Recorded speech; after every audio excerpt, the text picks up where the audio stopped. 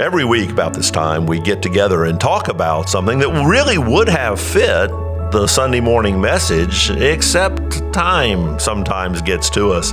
Or sometimes a topic is kind of secondary, and this gives us a place to take another look at a topic growing out of our Sunday morning message. I'm really glad you're here. I'm Pastor Russell Howard, and this is Beyond the Notes.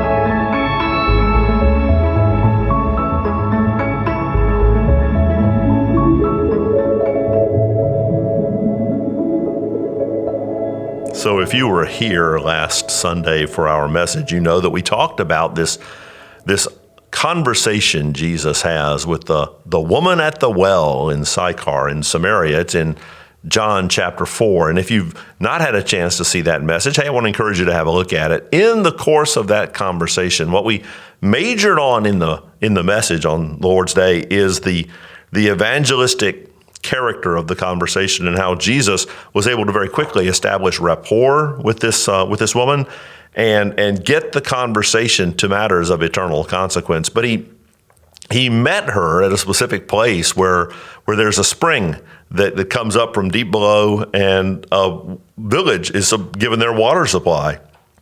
And as he spoke with her, he alluded to living water. He said to her, basically, if you knew all of what God is up to and all of who I am, you'd have asked me and I'd have given you living water. And if you drink this living water, you'll never be thirsty again. Now, the setting is a literal spring or well in a very hot climate in the middle of the day. And so water is a very natural topic to connect on. But there's a lot more going on with this word picture of living water than simply striking a rapport with this woman on this day. And I wanted to come back and take a couple of minutes because, as he so often did, Jesus is saying more than just what the surface level would indicate. Before we go too far into the topic, let me talk to you for a moment about what living water actually means, sort of at a surface level, because you and I don't live in a world that is dependent upon sort of natural water sources. We get our water from bottles and sinks and things like that, water fountains.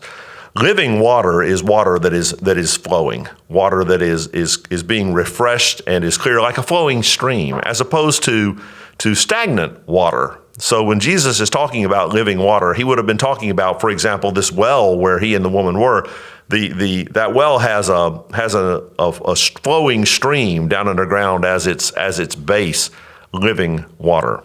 So that's what the term means at its most literal. But when Jesus invokes it as something with clearly sort of messianic overtones, it's quite probable that the woman of Samaria listening to the conversation was not highly educated in the Old Testament. It's very likely most Samaritans, even the Samaritan priesthood, rejected the Old Testament past the first 5 books.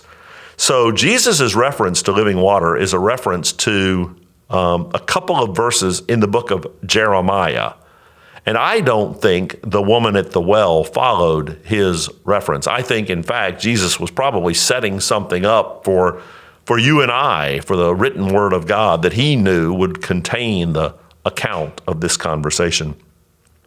The phrase living water shows up a couple of times in Jeremiah. In Jeremiah 2:13, in an indictment of the sin in Israel, Jeremiah writes, "For my people have committed 2 evils. They have forsaken me. They have forsaken me, the fountain of living waters, and hewed out cisterns for themselves, broken cisterns that can hold no water." So the living God refers to himself as the fountain of living water. That's Jeremiah 2:13. And he says, you know what, my people are ignoring my freshness and vitality and cleanness, the things that come from living water, and instead what they're settling for is a cistern, a carved out reservoir in the rock that might be useful to collect water, but the water in it's not going to be living water. It's going to be dead water because it's still in stagnant, and their cisterns leak, so that they're accepting stagnation, death, and defect instead of life as I would offer them. And he says the same thing, essentially, in another allusion over in Jeremiah 17, verse 13. Let me get there. Jeremiah 17. Here it is. Jeremiah 17, 13. O Lord, the hope of Israel, all who forsake you shall be put to shame. Those who turn away from you shall be written in the earth, for they have forsaken the Lord, the fountain of living water. Notice both of those verses refer to the Lord as the fountain or the source of living water. Jesus in his conversation in John chapter 4 doesn't tell the woman that she would become a source of living water, but that she could, if she found her right relationship with God through Jesus, she could become one through whom living water would flow to others. Jesus is going to make another reference in John chapter 7 to rivers of living water flowing through the life of the believer, but I'm not going to chase that one down because, frankly, just a few weeks from now, we'll be addressing John chapter 7 on a Sunday morning.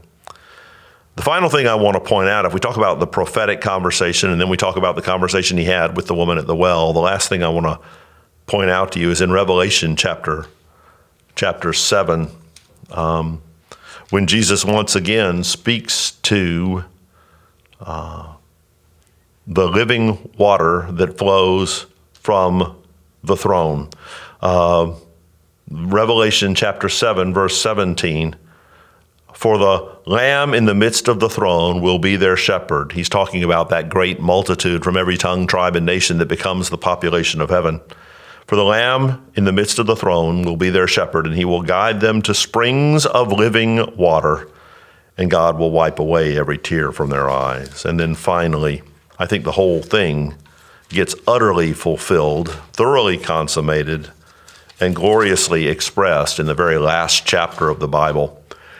Heaven has a river. Heaven has a river that flows. And I think every reference to living water, from the Old Testament's foreshadowing to Jesus' claim of being the personal fulfillment of those prophecies, to the final expression of that truth in the very design of heaven. Revelation chapter 22, then the angel showed me the river of the water of life, bright as crystal, flowing from the throne of God and of the Lamb through the middle of the street of the city, the ultimate and final living water. You know, we could go for a couple days without food.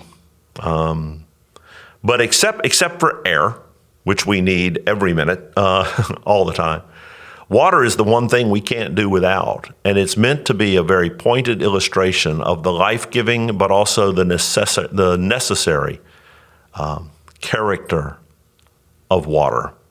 And all belief systems that aren't Jesus might be capable of satisfying some version of some passing thirst. But as water goes, those are cisterns, and they're dead and they leak. Only Jesus is our living water to remind us of that glorious future he has for us in heaven, where we will never need or want again. You know, we do this every week, and I'm glad. And if you're a faithful listener, or even a new listener or viewer of these podcasts, I hope you'll share them. I hope you'll find a way to tell a friend. And we've talked a lot about the various online and automated ways to share, but let me suggest something else. If you've got somebody that you know and love who loves the Word of God, or who would be curious about going beyond the notes with us, why don't you just tell them about the podcast and point them to where you found it? Hope you'll do that. Next Sunday morning, we'll continue our study of the Gospel of John. I look forward to it, and I look forward to seeing you next week on Beyond the Notes.